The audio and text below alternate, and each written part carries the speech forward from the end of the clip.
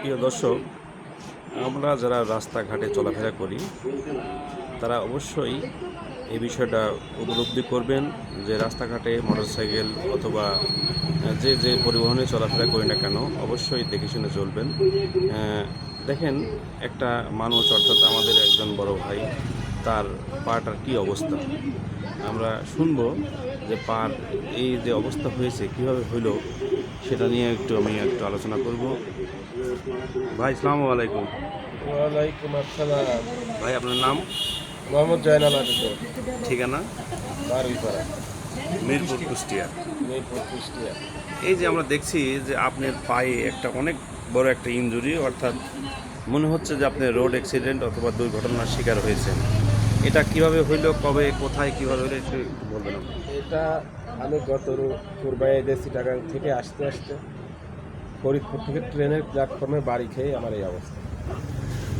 বাড়ি গিয়ে এরকম পায়ের এই অবস্থা হয়েছে, রানিং গাড়িতে। ট্রেনের এই ঘটনা ঘটছে না?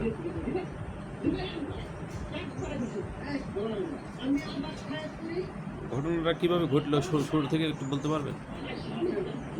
এখন রানিং গাড়িতে আসতে লেগে আমি দরজার সামনে বসে আছি, সামান্য একটু পা বের হয়ে গেছে, এই মুহূর্তে প্ল্যাটফর্মে চলে আসে, প্ল্যাটফর্মে গাড়ি খাই। বাড়ি খাওয়ার পরে পায়ে। প্রিয় দর্শক, শুনলেন, যারা ট্রেনে ভ্রমণ করেন অবশ্যই আমাদের এই ভাইজানের যে কথাগুলো বলল যে কিভাবে তার পায়ে এইভাবে আঘাত লেগেছে, অর্থাৎ পাটা হয়তো ভেঙে গেছে, তাই তো ভাই? হ্যাঁ, পা ভেঙে গেছে, পার তলা কেটে গেছে। পা ভেঙে গেছে, পায়ের তলা কেটে গেছে। এগুলো অবশ্যই যারা ট্রেনে ভ্রমণ করবেন তারা অবশ্যই এই দিকগুলো খেয়াল করবেন যে কেন, কী কোন কারণে দুর্ঘটনার শিকার মানুষ হয়ে থাকে। দেখেন, দীর্ঘ কতদিন আপনি এভাবে পড়ে আছেন?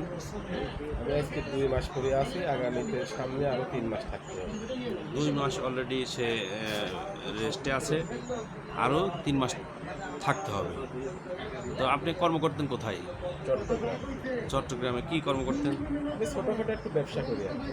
ছোটোখাটো ব্যবসা করেন উনি, কিন্তু দেখেন ঈদে বাড়ি আসতে স্মৃতিকে আমার এই দিকে ছোটোখাটো সে ব্যবসা করে, কিন্তু ব্যবসার ক্ষেত্রে এখন কিন্তু সে কোনো কিছুই করতে পারছে না।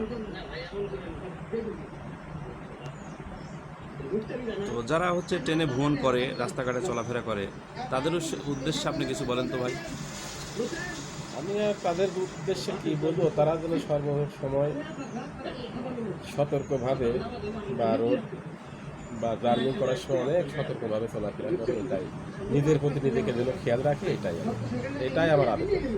প্রিয় দর্শক, শুনলেন যে ওনার যে পায়ের যে অবস্থা, উনি কিন্তু বললেন যারা রাস্তাঘাটে চলাফেরা করে, ট্রেনে ভ্রমণ করবে, বাসে ভ্রমণ করবে, মোটরসাইকেল ভ্রমণ করবে, অবশ্যই তারা সতর্ক অবলম্বন করবেন, এটাই সে বলছিলেন আর কি। তাহলে আপনার এই পাটা যে এই অবস্থা, এটা সেরে উঠতে আর কতদিন সময় লাগবে? আমাকে ডাক্তার 4 থেকে 6 মাস 4 থেকে 6 মাস। গত 2 মাস গত হলো, এখনো হয়তো 2 মাসও লাগতে পারে, 3 মাসও লাগতে পারে, 4 মাস লাগতে পারে। আপনি কুষ্টিয়ার কোন ডাক্তারের দায়িত্বে আছেন আর কি? আমি এখন আছি কুষ্টিয়ার সোনোতে বসে আব্দুল মালিক সাহেব। প্রিয় দর্শক, আমরা শুনি কুষ্টিয়ার হচ্ছে সোনোটারে বসে আব্দুল মালিক সাহেব, আলেপ আব্দুল মালিকের তত্ত্বাবধানে উনি চিকিৎসা নিচ্ছেন। অবশ্যই সবাই নিরাপদে থাকবেন।